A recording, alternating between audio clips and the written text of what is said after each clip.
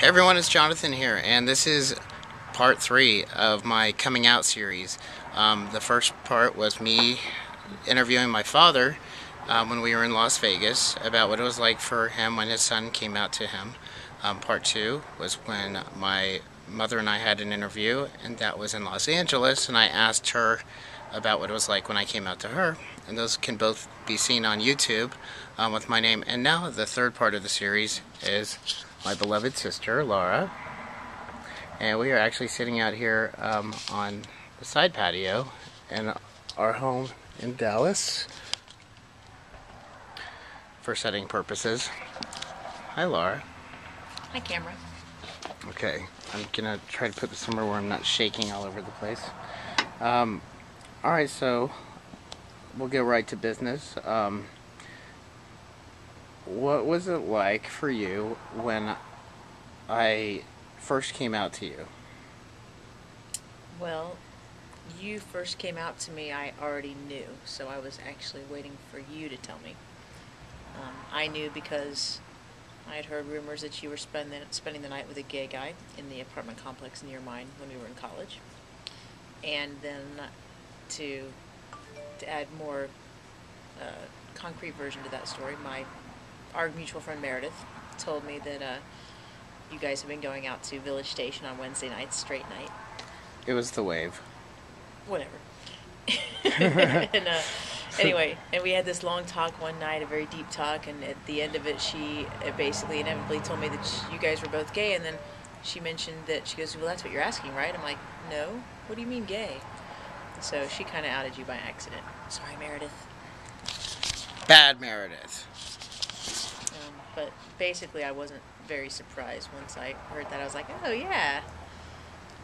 He wasn't very athletic, and he was kind of more into things that were like toys that we had that were more my kind of toys. And I was into some of his kind of toys, so we kind of switched toys a lot, so it wasn't that surprising. I did like the Star Wars figures. You say that now, but I'm really not that convinced from back then. Well, they somewhat resembled miniature Barbies. They were boy Barbies, yeah. Yes. Yeah. We both liked them. We'll admit that. We both liked them. Yes, we did. Yes. So,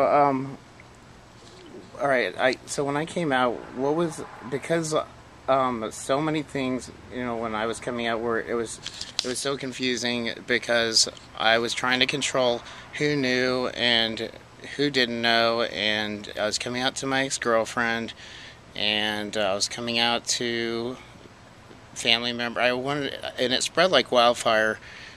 How was that for you when it started to spread, knowing that mom and dad didn't know? Well, I was concerned that they would find out through the grapevine and thought that you should be the one to tell them.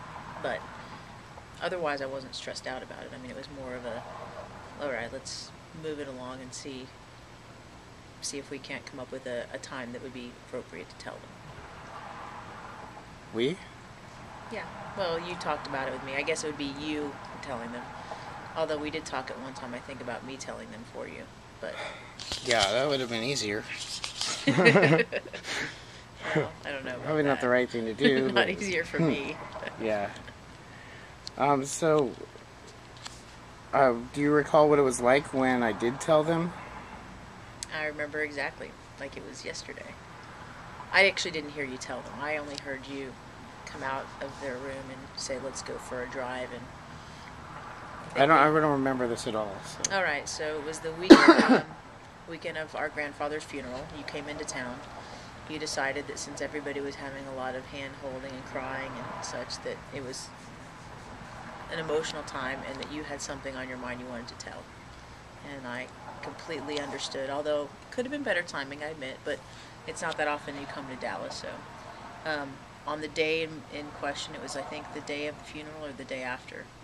And all of our cousins were hanging out with us because they all lost their grandfather also. And it was Adam Miller and I think even Andrew maybe. There's certainly Scott Beck was there. A few of your aunts and uncles. Our aunts were there, no? Yeah, but this was just us hanging out after. So the first cousins were hanging out, and then Scott, who was pretty much... That was over here at our house? Yeah. Well, They were actually out, I think, at the Miller home, and then you went and told Mom and Dad. You went in and told Dad. Dad. You told Dad. And then you came out of the room and said, I need to go for a drive. We called Adam, and he picked us up in his VW van. Okay, the mystery van. The mystery van. There was a lot of... Did we smoke? There was some... I think we smoked weed that night. There was some smoking going on, I think. Did I smoke? No, not me. Yeah, I think you did, yeah. Yeah, we all... Yeah. Somebody was smoking. I'm not sure who. Yeah. I can't remember. Cigarettes. A lot of cigarettes were being smoked. And we went for a drive, and we drove around for a while, and we sat and talked, and somebody smoked something. So I was already out to the the rest cousins? of us, the rest of us all knew. We had known for, well, they had all known for a while. Something about the fluorescent yellow suspenders that I would wear to disco night? Yeah, they pretty much all gathered. Okay. They were just excited to know that that's why you threw that way. They were fun. They had already accepted it. So we just start driving back around the block, and when we got to the house, before we went inside, I think it was either Adam or Scott that said something like, well, this is a good sign. There's not like a sign on the front lawn that says "Stay out, faggot," which was good. Yeah, that was good. So we knew that we were welcome back in the house, or you were welcome back in the house, and we went in, and there was a little bit of crying. I think Mom and Dad were both a little bit shaken. I didn't actually talk to Mom about it till the next morning. Yeah.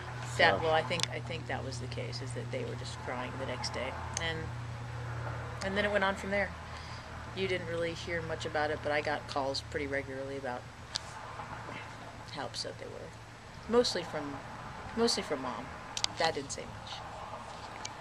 Well, Mom clearly has a different memory of the entire experience, but for about 6 to 8 months she was panic-driven and crying a lot, and had very few nice things to say. In fact, she constantly commented about how you were going to have a difficult time being employed, that you could only be a florist or a hairdresser.